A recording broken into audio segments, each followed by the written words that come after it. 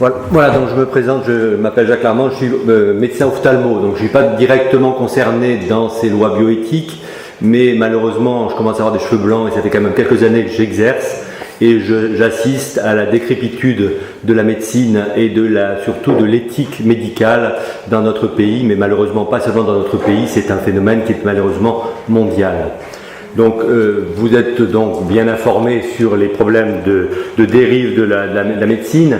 Les médecins actuellement en France, mais les médecins, je parle des médecins, mais c'est aussi la même chose pour les sages-femmes, c'est aussi la même chose pour les infirmières, sont pris en tenaille. Ils sont pris en tenaille entre leur déontologie qui existe. Et je pense que la plupart des gens qui font de la médecine ou qui travaillent dans la médecine sont des gens qui ont une empathie et qui veulent soigner leurs frères et leurs compatriotes.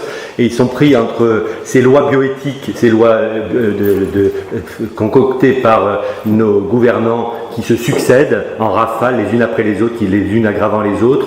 Et puis en même temps, ils sont pris en tenaille avec les problèmes économiques qui existent aussi et qui créent des distorsions énormes et qui rendent l'exercice de la médecine de plus en plus difficile. Alors, je vais traiter globalement trois thèmes principaux, mais le thème principal sera sur la bioéthique. Et je dis qu'actuellement, la médecine, elle est en but à trois gros problèmes. Un problème démographique. Donc ça, on va en parler un petit peu pour vous donner quelques informations, peut-être que vous n'avez pas forcément. Il y a un problème sécuritaire qui est lié en grande partie au fait de l'immigration et en même temps à tout ce qui est l'AME, etc. Et puis il y a surtout un problème éthique et moral qui est dramatique parce qu'il est en train de détruire notre pays, mais en même temps l'exercice de la médecine.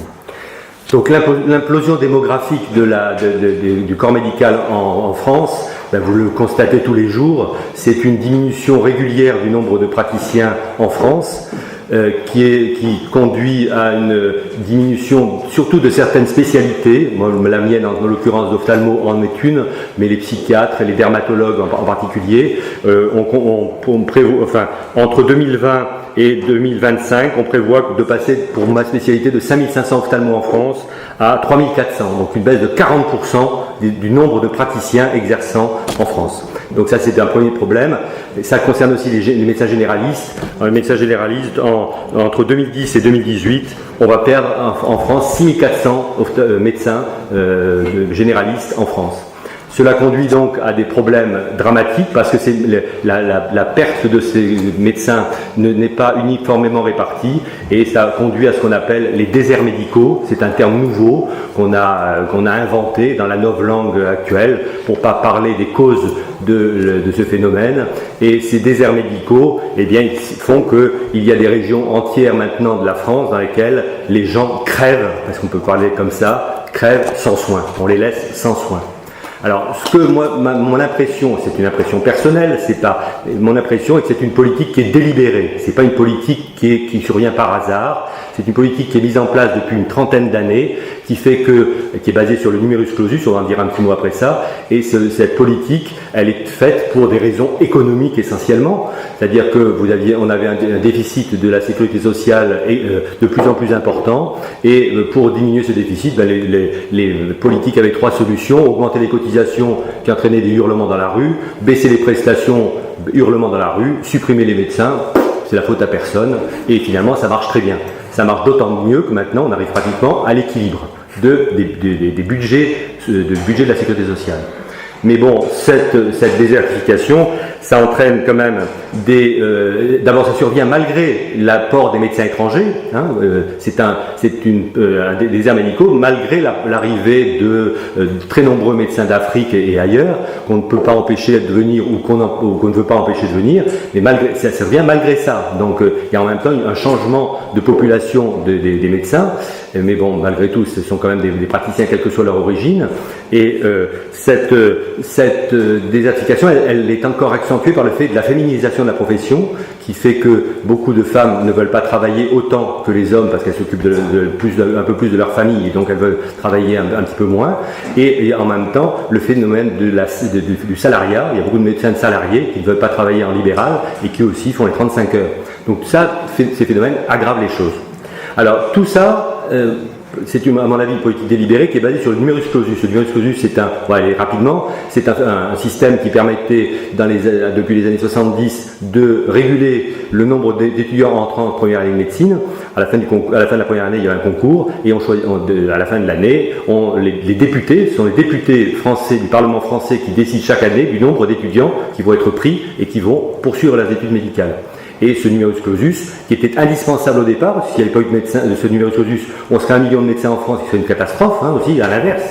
Donc c'était quelque chose de très intéressant à mettre en place, mais ils ont fait exprès, nos politiques, pour ne pas augmenter le nombre d'étudiants pris en fin de première année au prorata du nombre de gens qui partent à la retraite actuellement, et qui sont de plus en plus nombreux. Actuellement, on considère qu'un médecin sur 2 partant à la retraite ne sera pas remplacé. Donc c'est pour vous donner une petite idée. Donc le phénomène risque de s'accélérer. Alors ce numerus clausus, c'est intéressant d'en parler parce que vous avez dû entendre dire que notre cher président a résolu le problème. Ça y est, il a supprimé le numerus clausus. Donc le problème est résolu. Ça y est, tout va être dans des conditions extraordinaires. La France va être transformée, on va avoir des médecins. À mon avis, pas du tout. C'est-à-dire que c'est un phénomène qui est machiavélique. C'est-à-dire qu'il a supprimé le numerus clausus maintenant, mais par contre, il a fait une réforme qui va faire une sélection en fin de troisième année de médecine et qui s'appliquera dans 2 ans. C'est-à-dire que la loi va s'appliquer dans 2 ans et plus 3 ans après ça pour avoir le nouveau système. Ça fait 5 ans. Pour un politique, c'est intéressant quand même. Ça veut dire que déjà, lui, il ne sera pas concerné. Mais du coup, ça lui permet maintenant, quand on lui dit, mais et les déserts médicaux, c'est-à-dire, attendez, j'ai résolu le problème. Donc attendez un petit peu que la situation se décante. Donc c'est quelque chose, à mon avis, qui ne changera rien, parce qu'à la fin des 3e années de médecine, dans 5 ans, ils prendront le nombre d'étudiants qu'ils veulent. C'est-à-dire qu'il y aura un examen classant, parce qu'on ne va pas en prendre 50 000 quand même, bien évidemment. Et puis donc ils mettront un examen, qui ne sera plus un concours. Et puis, je pense que s'ils en veulent 5 000 à la fin de l'année, le 5 001e aura 9,99 et sera collé. Donc c'est un système qui est extraordinaire, c'est de l'enfumage, mais c'est un enfumage qui marche très bien vis-à-vis de l'opinion publique. Voilà, donc ça c'est l'aspect démographique que vous connaissez un petit peu et mais qui quand même mérite d'être exploré. Le deuxième élément qui est important, qui explique les problèmes, une partie des problèmes de la médecine actuelle, c'est un problème sécuritaire. Vous voyez que de plus en plus, les médecins ou les praticiens, les infirmières, etc., qui vont exercer leur profession, sont victimes d'agressions, sont victimes d'une insécurité majeure qui est liée en grande partie, ce que l'on ne dit jamais, à la tribalisation de la France. C'est-à-dire que la France est un pays qui devient un pays tribal, et donc cette tribalisation qui attaque les policiers, qui attaque les pompiers, attaque aussi les médecins. Et elle est basée aussi sur le fait, elle résulte aussi du fait qu'on a instauré ce qu'on appelle l'aide médicale d'État, des clandestins. Alors on ne dit plus des clandestins maintenant, c'est un terme que la novlangue a supprimé, vous n'entendrez plus parler de clandestins, mais on parle de migrants. Et enfin, il existe quand même un système qui a été mis en place il y a une trentaine d'années, qui s'appelle l'AME, l'aide médicale d'État, qui est payée par vos impôts, pas par la sécurité sociale, et qui permet de financer à 100% tous les soins de tous les clandestins de France qui soient inscrits. C'est-à-dire que c'est dans une république qui est extraordinaire, elle est schizophrénique, c'est-à-dire que ces gens sont recherchés par la police, mais ils vont à la préfecture du département où ils arrivent, ils demandent « Messieurs, je voudrais un papier pour l'aide médicale d'État » et on leur fait rentrer dans un bureau et on leur donne une belle carte en plastique, plastifiée maintenant, donc comme une carte de vitale, et qui leur permet de se faire soigner gratuitement. Donc ce processus-là, c'est un processus qui est catastrophique pour les finances publiques. On est passé de 60 millions d'euros de déficit à 1 milliard d'euros actuellement, et ça va continuer à augmenter parce que ce système crée un appel d'air pour les gens qui veulent se faire soigner à l'extérieur. Une anecdote, dans les hôpitaux parisiens actuellement, il y a des gangs de mafieux des pays de l'Est qui font venir des malades qui ont des tuberculoses multirésistantes et qui leur disent voilà, tu vas aller devant l'hôpital, la Salpêtrière, tu vas dire que tu as une tuberculose et on va t'hospitaliser, pas de problème. Effectivement, tous les lits actuellement d'isolement de la région parisienne pour ces maladies chroniques infectieuses sont embolisés par des gens qui sont ramenés par des mafieux grâce à l'aide médicale d'État des clandestins. Donc l'aide médicale d'État, c'est quelque chose qui est peut-être nécessaire pour soigner les gens qui sont en état, même les clandestins qui sont malades, c'est logique de les soigner, mais là maintenant on soigne tout. Moi j'opère des cataractes de gens qui sont clandestins et qui ont leur papier, le papier de la préfecture. Donc on soigne des paupières, on soigne des choses qui ne sont pas vitales. Donc voilà, donc on parle un petit peu de changer ça, mais pour le moment ce n'est pas le cas.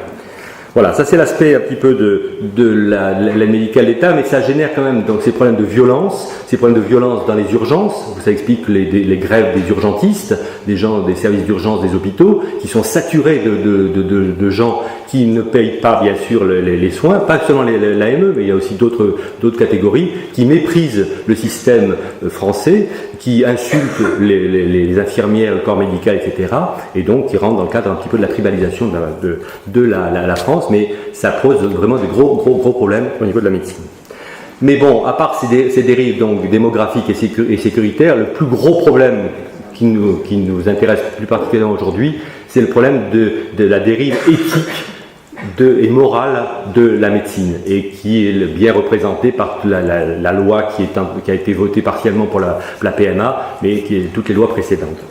Donc c'est la plus dramatique parce que ça va atteindre le cœur finalement de la médecine, et ça va créer des catastrophes au niveau humain, on parlera tout à l'heure des médecins assassins, etc. Ça devient catastrophique, et ça c'est lié à ces différentes politiques. Donc c'est un peu un projet, vous savez bien, c'est le projet prométhéen de prendre la place de Dieu, qui fait que avec des lois sont concoctées, préparées dans tout un tas en particulier chez les francs-maçons qui préparent des lois sociétales, donc on appelle sociétales, et qui au fur et à mesure mettent en place ces lois et mettent les praticiens de santé qui sont obligés de les mettre en pratique dans des situations morales catastrophiques. Un reflet, on m'a demandé de parler un petit peu de l'aspect du serment d'Hippocrate. C'est un très bon révélateur, le serment d'Hippocrate. Vous savez que tout médecin qui finit ses études, avant de pouvoir exercer, doit prêter le serment d'Hippocrate. Donc ce serment d'Hippocrate, il est resté inchangé pendant 24 siècles, entre Hippocrate et Madame Veil. Voilà, pratiquement. Et depuis, c'est un serment qui est à géométrie variable, c'est-à-dire qu'on efface au fur et à mesure les condamnations et les interdictions qui étaient faites auparavant pour mettre en conformité avec les différentes lois sociétales qu'il en est. Actuellement, donc la dernière mouture, mais c'est la dernière avant le vote définitif de la loi, parce qu'il va être obligé de changer la loi, changer le serment d'Hippocrate avec le vote de la nouvelle loi. Donc ça dit simplement que le refus de l'avortement, bien sûr, n'existe plus, alors qu'à l'époque d'Hippocrate ça existait.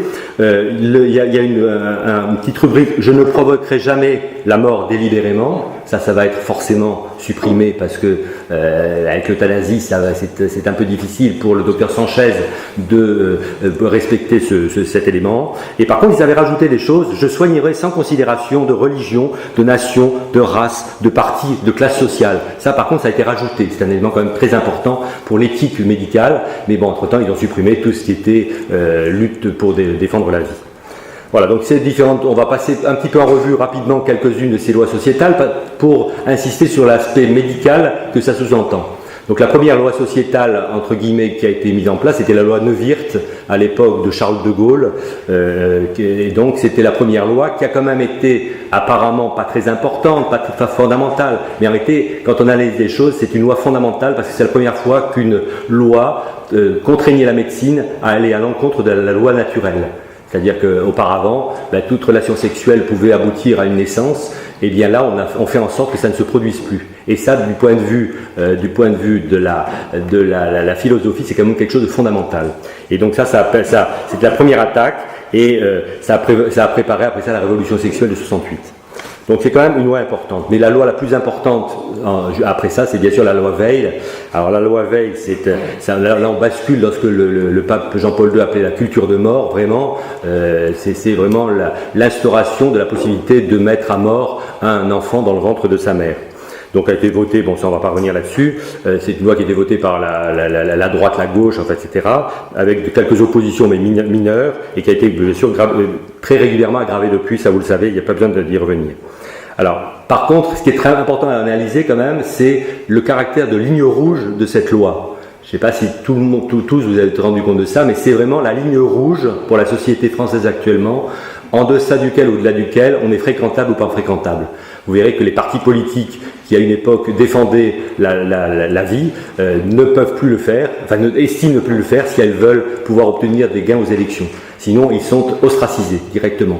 Dans les familles, ça devient dramatique. C'est-à-dire qu'il y a des familles dans lesquelles les gens ne se parlent plus, ne parlent plus de politique, ne parlent plus à cause de ça. Et dans les dîners en ville, par exemple, c'est quelque chose qui est impressionnant. Moi, quand on discute avec des gens, il faut toujours avoir en tête que parmi les personnes, quand vous avez 5 ou 6 femmes en face de vous, il y en a probablement 1 ou 2 qui ont déjà avorté. Donc c'est vrai que ça crée une discussion, une difficulté d'échange qui est dramatique, qui montre cette fracture de la société qui a été occasionnée par ces 10 millions de morts. On en est actuellement à 10 millions de morts de victimes liées à l'avortement.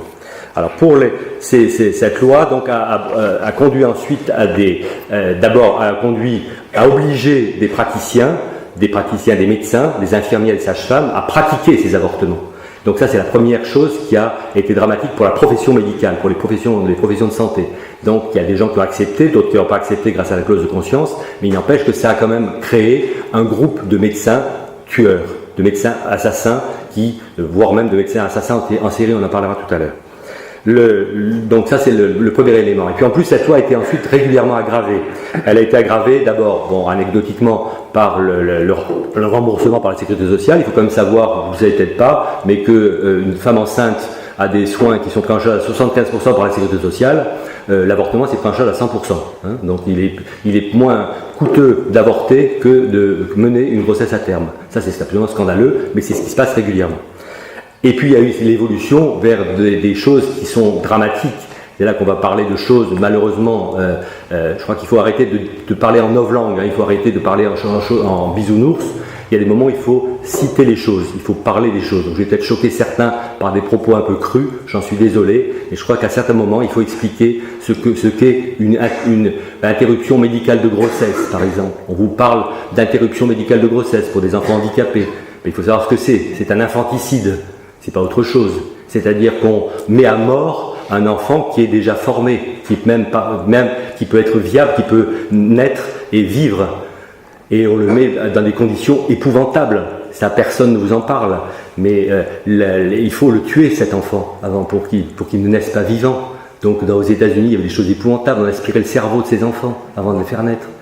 Après, on injectait je suis désolé pour si les gens sont choqués, mais j'estime de mon devoir d'en parler, mais bon. Après ça, on injectait du sel pour tuer l'enfant, on le brûlait. Et puis maintenant, on injecte un produit dans le cordon pour le tuer avant la naissance. Voilà, c'est ça l'interruption médicale de grossesse. C'est pas une interruption comme ça, délicate, c'est une mise à mort d'un enfant. Et ça, il y a des médecins qui sont chargés de le faire, il y a des infirmières qui sont chargées de le faire, il y a des sages-femmes qui sont chargées de le faire, et parfois qui sont obligées de le faire dans certains services hospitaliers. Donc ça, c'est aussi une dérive énorme. Ça a conduit aussi, cette loi Veil, à l'eugénisme. Il faut savoir, et vous le savez, je pense que la plupart d'entre vous sont bien au courant, je enfonce des portes ouvertes, mais qu'on avorte actuellement, on tue actuellement avant la naissance 97% des trisomiques.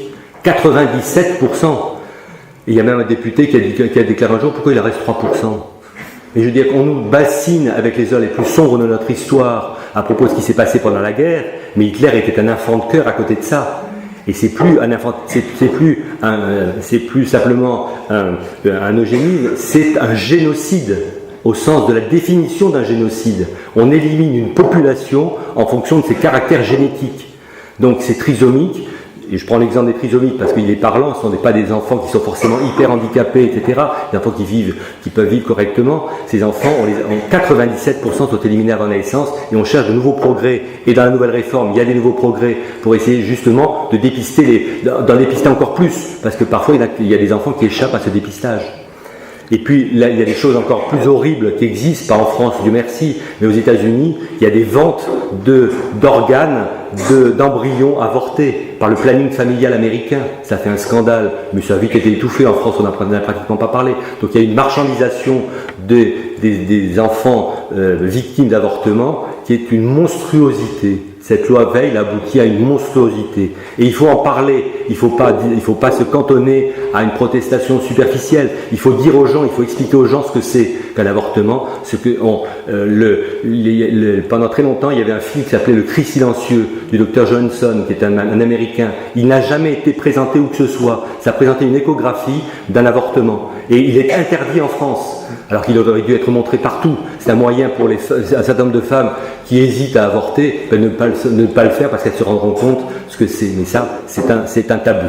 Donc cette loi Veil a abouti pour les médecins donc, à une banalisation de la mise à mort. Une banalisation qui maintenant va s'élargir avec les lois sur l'euthanasie, etc. Donc, alors au départ, c'était des idéologues, hein, les 68 arts, il y en avait plein qui étaient contents de pratiquer des avortements, c'était dans la lutte pour la libération des femmes, c'était très bien. Et puis, à force de voir passer des morceaux de bras et de jambes par les tuyaux quand on les aspirait, il y en a un certain nombre qui se lassent, donc on n'arrive plus tellement à en recruter. Donc on vous dit, ben, il n'y a plus assez donc il faut forcer les gens, il faut forcer les médecins et les sages-femmes à en faire. Donc, on va mettre en cause la clause de conscience, parce que pour le moment, on ne peut pas obliger en théorie un praticien à pratiquer un avortement, un gynécologue à pratiquer un avortement. Et bien maintenant, les lobbies et le ministère veut faire sauter cette clause de conscience pour obliger tous les gynécologues à pratiquer les avortements. Une deuxième dérive, ça a été le fait qu'on a qu'on a contraint pratiquement des médecins à encourager les femmes à avorter par sécurité. Quand il y a un doute, ben le gynécologue va dire à une femme, quand on n'est pas certain d'une malformation, il va dire, on n'est pas sûr, mais bon, avortez et puis vous en ferez un autre après. Donc il y a une espèce de chantage vis-à-vis d'un certain nombre de femmes, parce que on ne peut pas avoir un procès pour un avortement réalisé, même si l'enfant était normal. Par contre, il y a des personnes, des couples qui attaquent les médecins parce qu'on ne leur a pas dit que l'enfant était anormal et qu'un enfant est né anormal, donc c'est la faute du médecin. Donc pour le médecin, finalement, c'est plus pratique de dire avorter, comme ça, il n'y a pas de problème. Mais ça crée aussi, du point de vue déontologique, c'est épouvantable. Et puis la dernière chose, c'est pour les médecins qui refusent, on condamne les résistants. C'est-à-dire maintenant, vous avez des procès dans lesquels des femmes qui n'ont pas pu avorter à temps parce qu'on ne leur a pas donné le rendez-vous, etc., veulent attaquer les médecins qui n'ont pas accepté de pratiquer l'acte. Donc c'est encore une nouvelle mise en cause de l'indépendance des médecins dans ce point de vue-là. Dans les thèmes suivants d'aberrations liées aux différentes lois sociétales, il y a tout ce qui est manipulation génétique. Et là, on va en parler tout à l'heure avec la PMA. Les manipulations génétiques sur les embryons ont été à la base de ce qui a pu permettre de ce qu'on appelle les fécondations in vitro. Ça, c'est un autre domaine de la médecine qui était destiné à l'époque à soigner des femmes qui étaient stériles ou des couples qui ne pouvaient pas avoir d'enfants. Mais pour ce faire, on a quand même commencé à rentrer dans les embryons et à faire des manipulations pour faire des sélections d'embryons, pour préparer des embryons à implanter chez ces femmes qui voulaient avoir des enfants. Donc on a été obligé de commencer à faire des manipulations génétiques, des manipulations et qui sont à l'origine de dérives qui sont considérables et qu'on va avoir de plus en plus. Et la nouvelle loi, on en parlera tout à l'heure, y participe. Donc c'était la création d'embryons, donc d'embryons congelés, puis d'embryons surnuméraires. On a dit qu'il fallait éliminer les embryons surnuméraires. Donc quand on ne les a pas implantés, on les élimine, on les tue, on les élimine. Ou bien on les donne à la recherche. Alors ça à l'époque, c'était très contrôlé. On donnait la possibilité à un certain nombre de médecins, de chercheurs, qui avaient des études précises sur les cellules souches, etc., pour essayer de voir si on pouvait faire progresser les choses. En pratique, les cellules souches embryonnaires n'ont rien donné jusqu'à présent, ça les énerve bien. Les seules recherches qui ont abouti pour soigner des maladies comme le Parkinson ou autre, c'est avec des cellules souches adultes, donc qui ne concernent pas d'embryons, qui ne nécessitent pas de tuer des embryons. Mais malgré tout, cette dernière barrière qui existait est en train de disparaître dans la nouvelle loi. C'est-à-dire maintenant, on va pouvoir confier les embryons surnuméraires à des médecins qui en feront ce qu'ils voudront. Et il est prévu de pouvoir faire, dans la loi prochaine, des mosaïques, c'est-à-dire des mélanges d'embryons humains et d'embryons animaux. Donc dans la barbarie, on progresse de plus en plus. Alors toujours pour des raisons médicales, pour des raisons de sauver des gens, en disant ça va permettre de créer des organes. Mais imaginez-vous un mélange de génome humain et de génome de porc. Enfin, c'est ahurissant, quoi. Et ça passe sans problème dans l'opinion publique, il n'y a aucune difficulté. Et il y a donc des médecins et des chercheurs qui sont chargés de ça et qui se régalent à faire ce genre de choses, parce que c'est intellectuellement intéressant, c'est quelque chose, c'est une forme de transgression, etc. Et ça les intéresse. Mais c'est une abomination supplémentaire. Une autre forme d'évolution sociétale, c'est le transsexualisme. Dans le LBGT, c'est le T du LBGT. Donc vous avez maintenant de plus en plus de personnes qui s'estiment, avec la théorie du genre qui n'existe pas, comme tout le monde le sait, qui estiment que leur sexe apparent n'est pas leur vrai sexe réel, et qui demandent à des médecins de changer leur morphologie. Donc, pour un homme, c'est se faire castrer, pour parler les choses, et puis se faire enlever quelques parties de leur anatomie. Et donc il y a des médecins qui sont chargés de cette tâche, donc d'amputer d'un certain nombre de patients qui mériteraient plus, dans un certain nombre de cas, de bénéficier de la psychiatrie que de ce genre de thérapeutique. Mais donc ça se pratique, c'est remboursé à 100% par la sécurité sociale, ces interventions. Et bien sûr, si les gens changent d'avis, ils peuvent demander à bénéficier d'une autre chirurgie, mais c'est un peu moins efficace quand même dans l'autre sens. Mais bon, mais c'est encore remboursé. Moi, j'ai une de mes amies qui était médecin endocrinologue, qui a arrêté de faire de l'endocrinologie sexuelle parce qu'elle était harcelée par des cinglés qui venaient vouloir changer de sexe en permanence. Donc, c'est des femmes qui voulaient devenir hommes ou inversement. Et maintenant, on n'a pas encore ça en France, mais en Angleterre, qui est un pays qui est particulièrement plus avancé que nous, si on avançait entre guillemets dans tous ces domaines-là, vous avez des parents qui veulent changer le sexe de leur enfant. Vous avez des gamins de 6 ou 7 ans que les parents confient à des médecins pour changer le sexe dont ils estiment que l'enfant n'a pas vraiment le rôle, alors qu'ils n'ont même pas eu leur sexualité. Donc, je veux dire, on a ouvert des portes, et ces portes, comme toujours, où on a ouvert un barrage, et là le barrage est en train de craquer de partout. Mais ça crée, pour la profession médicale, pour un certain nombre de gens, alors on ne peut pas obliger des chirurgiens à castrer leurs patients, mais il n'empêche qu'il y en a qui le font. Et c'est parce que la loi l'autorise, et la loi l'autorise est remboursée par la sécurité sociale. L'étape suivante, c'était celle de l'euthanasie. Alors l'euthanasie, c'est encore plus grave, parce que, on ne sait plus maintenant, tellement on en est. Donc l'euthanasie, bon, vous savez bien que c'est encore une fois la remise en cause, on a remis en cause la loi naturelle sur la naissance, mais c'est la remise en cause de la loi naturelle sur la fin, pour vraiment prendre la place de Dieu du début à la fin. Donc ça, c'était encore une fois le même principe. Attali, quand même, qui est un des papes des théoriciens de l'euthanasie, a quand même mis en évidence l'aspect mercantile de la chose, c'est-à-dire que l'aspect d'éliminer les gens avant leur mort naturelle, ça permet de faire des économies quand même. Attali, en 90, a écrit noir sur blanc, le meilleur moyen de résoudre les problèmes des dépenses de santé et de retraite, c'est l'euthanasie. Et maintenant, il prône, ça se voit plus sur Internet, je ne l'ai pas retrouvé récemment, je crois que ça a été un peu effacé, il prônait, à partir de 65 ans, la sélection des gens qui méritaient de vivre et ceux qu'il fallait éliminer. Donc, ceux qu'il fallait éliminer, la loi sur l'euthanasie permet déjà de le faire. Donc, dans cette loi sur l'euthanasie, on en parlera par ailleurs, mais moi j'insiste plus sur l'aspect médical. Ça veut dire quand même que auparavant on reprochait à la médecine de créer un acharnement thérapeutique. C'était le terme classique. On disait vous acharnez, vous voulez soigner les gens même au dernier recours, vous faites de l'acharnement thérapeutique. L'acharnement thérapeutique, ça n'existe plus.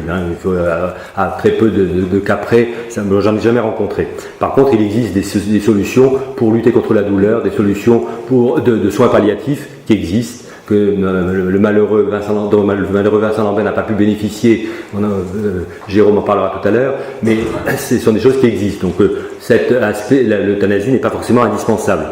Mais par contre, les politiques veulent mettre en place ce système pour des raisons en grande partie à la fois sociétales, encore une fois, parce que vous avez des mouvements dont l'association du droit de mourir par l'indignité, toujours la novlangue, toujours encore une fois, milite pour ça, et donc les gouvernements ont mis en place ces lois. Donc cette loi sur l'euthanasie a abouti, ces différentes lois plutôt ont abouti à la formation de quelque chose qu'on ne pouvait jamais imaginer, parce que un médecin normalement est fait pour soigner, c'est qu'on arrive maintenant à avoir des médecins tueurs, voire tueurs en série. C'est effrayant. Mais donc la première partie de ces médecins tueurs en série, on en a parlé, c'est les avorteurs en série, les gens qui tuent des enfants à la pelle, comme ça. 10 millions quand même de morts depuis la loi Veil. Les deuxièmes, ensuite, on a maintenant des tueurs en série plus spécifiques. Alors vous avez des tueurs en série de patients qui veulent une euthanasie. Pour le moment, l'euthanasie n'est pas autorisée chez les gens qui ne sont pas en fin de vie, n'était pas autorisée. Et donc vous avez le docteur Chaussois qui avait achevé le Vincent Humbert qui avait déjà été quasi tué par sa mère pour lui rendre service, bien sûr. Hein, on est dans l'empathie, hein, dans vouloir soigner. Donc la mère avait commencé l'assassinat, mais elle n'avait pas été jusqu'au bout. Le docteur Chaussois était jusqu'au bout. Bon, il a quand même été condamné, mais pratiquement pas. Chaussois, peut-être pas Chaussois. Un non-lieu, docteur Chaussois. Et la mère non plus. Et la mère non plus, parce que la mère, c'était par empathie. Tout va bien. Voilà, tout va bien. Ensuite, on a les assassins en série de maisons de retraite. Donc il y a un bon docteur qui s'appelle le docteur Bonne Maison de retraite sans doute, qui était, lui il a été pris la main après avoir pris par la justice, après avoir tué 7 patients quand même dans sa maison de retraite. 7 patients, donc il a été traîné au tribunal. Il y a 6 familles qui n'ont pas porté plainte, une seule famille qui a porté plainte pour la mort du membre de la famille, et puis il a été condamné à une très faible chose, et après ça, comme il a été condamné à peu de choses et qu'il n'a pas fait de prison, il a demandé à être réintégré en médecine. Donc moi j'ai un ami qui était au Conseil de l'ordre des Pyrénées-Atlantiques, qui s'arrachait des choses, comment l'empêcher de pouvoir réexercer. Parce que lui, il était trouvé que c'était normal, il avait rendu service à ses patients en achevant leur souffrance, alors qu'il était dans une maison de retraite, pourquoi empêcher de continuer à exercer? Et finalement, c'est la Cour européenne de droits de l'homme, grâce à elle, qui l'empêche d'exercer, parce qu'il c'est allé jusque-là, parce qu'il voulait à nouveau exercer. Et puis, on a maintenant une nouvelle formule, c'est les assassins en série anesthésistes. Donc, il y a un anesthésiste de Besançon, qui s'appelle le docteur Péchier, qui est toujours en liberté, je vous le signale, il n'a toujours pas été incarcéré, qui a eu 9 tentatives d'assassinat lors d'anesthésie. Donc ils en sortent d'endormir les gens et de ne pas les réveiller. Même une de ses collègues. Et une de ses collègues. Il est présumé innocent. Absolument, excusez-moi. Il est présumé innocent, il n'a pas été jugé, c'est vrai. Voilà. Donc, il a quand même voulu mettre fin à la vie d'une de ses collègues. Voilà. Donc 9 morts sur ordonnance, comme on dirait l'autre. Et puis, le dernier épisode, malheureusement, le plus aussi dramatique, c'est l'assassinat orchestré de Vincent Lambert, dont Jérôme vous parlera tout à l'heure. Moi, j'aurais simplement insisté sur un petit aspect des choses, c'est pour le domaine médical, c'est sur le docteur Sanchez. Ce médecin, quand même, donc le Vincent Lambert a eu plusieurs médecins chargés de le soigner qui ne le soignaient pas, qui va empêcher au contraire de le transférer dans des centres de soins palliatifs, et qui voulaient le mettre à mort. Et puis ça ne marchait pas. Donc le ministère a fait appel à un médecin qui est un médecin gériatre. Vincent Lambert avait 40 ans. Là on a fait appel à un médecin gériatre de Sarreguemines. Il était installé à l'hôpital de Sarreguemines, non universitaire. Il avait simplement un simple DU, diplôme universitaire, de soins palliatifs. Et on lui a proposé, alors c'est moi mon interprétation, bien sûr, ça n'a pas été prouvé, mais il y a quand même forte suspicion pour qu'on lui a proposé le poste de chef de service du service de soins palliatifs du centre hospitalier universitaire de Reims. Vous voyez, vous êtes médecin généraliste, un petit peu spécialisé, et puis on vous propose d'être le chef de service d'un service hospitalier. Alors peut-être il y avait peut-être une petite compensation, peut-être qu'on lui a peut-être demandé à côté, mais ça n'a pas été noté. Et donc ce type est devenu chef de service, effectivement. Et c'est lui qui a mis à mort Vincent Lambert. Donc je pense que ce garçon, il a une promotion extraordinaire, mais pour moi c'est un assassin. Je lui ai écrit un mot en lui disant, avant la mort de Vincent Lambert, je disais, mon cher confrère, je vous appelle comme ça, mais je pense que si vous passez à l'acte, vous ne serez plus mon cher confrère. Vous serez un assassin, au même titre que le docteur Mengele et que le docteur... Bon, il n'a pas répondu, bien évidemment. Voilà, donc tout ça pour vous dire que ces lois, elles aboutissent au niveau de la société à des catastrophes, bien évidemment, mais au niveau du corps médical, à une catastrophe morale, éthique, qui est épouvantable. Alors, que faire maintenant dans ces différents... pour le corps médical, maintenant, à partir de ces différentes situations? Eh bien, d'abord, je pense que la première chose à faire, c'est, pour vous et pour nous, de défendre la clause de conscience. C'est-à-dire, si vous voulez pouvoir avoir confiance dans un certain nombre de médecins qui vont vous soigner, il faut qu'on puisse garder la clause de conscience qui fait qu'on n'est pas obligé d'aller assassiner quelqu'un si on nous dit qu'il faut l'euthanasier, d'aller tuer un enfant dans le ventre de sa mère si on nous dit qu'il faut l'avorter. Donc la clause de conscience, pour les professionnels de santé, c'est fondamental. C'est pour ça qu'elle est attaquée régulièrement, c'est très important. Si vous voulez avoir confiance dans les médecins qui vous soignent, il faut qu'ils aient la possibilité de refuser des actes dangereux. Il faut informer les patients, pour nous, il faut informer les patients sur ces lois, il faut informer les familles sur ce qui se passe, il faut informer les familles que quand vous rentrez dans un hôpital maintenant, il faut faire attention, vous renseigner. Il faut vous renseigner parce que malheureusement, vous pouvez tomber sur un médecin thérapeute ou un thanatothérapeute, et vous pouvez être, pour vous rendre service, assassiné. Donc il faut vous renseigner un petit peu dans les services qui existent, les différents services hospitaliers, etc., voir la déontologie des médecins.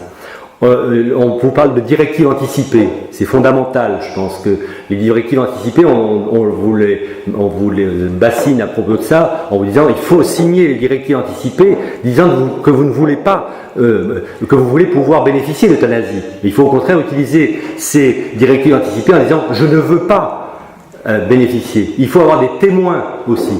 Des gens qui témoignent, parce que quand malheureusement, même si vous avez un papier signé et que vous tombez dans un hôpital avec quelqu'un qui veut vous faire disparaître, il faut que vous ayez des membres de la famille à qui vous avez confié le soin de bien préciser que vous ne voulez pas d'euthanasie.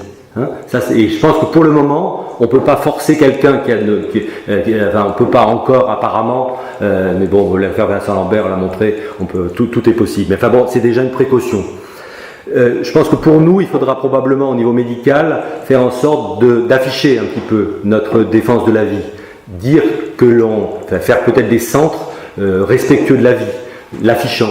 Moi, je sais que dans mon cabinet, j'ai des statuts religieux, je pense que ça peut permettre peut-être à un certain nombre de gens d'avoir un peu plus confiance. Mais bon, je peux que leur crever l'œil, je peux pas les tuer, donc j'ai moins de mérite. Mais bon, en pratique, malgré tout, je pense que ces centres peut-être éthiques seront à créer et ce sera peut-être nécessaire de le faire.